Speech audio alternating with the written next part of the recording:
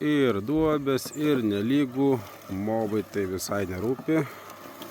Kabinasi gerai, gal net per gerai, nes paskui prirenka šiukšlių į ratus. Bet pjauna tikrai aukštą žolę, esam vėjos neparuošę. Štai kokius nupjauna. Specialiai testuojam robotą blogosiam sąlygom, nes mums įdomu papasakoti kažką blogesnio apie robotus, o ne vien tik tais saldi reklama, kaip daugelis daro. Taip kad laukia šito roboto testas. Jis yra iki 10 arų apimties. Mes turim čia šiek tiek mažiau. Nepažiūrėjau, bet kokie 7 arai. Na ir va, nereikia robotui nei GPS antenų, nei rūpintis stotelės poziciją.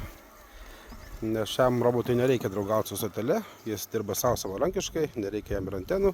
Taip pat jisai gali pjauti ir po saulės elektrinę, nes jam palydovų taip pat nereikia. Štai toks sprendimas iš Movos. Dreamo kūrinys. Gero to darbo.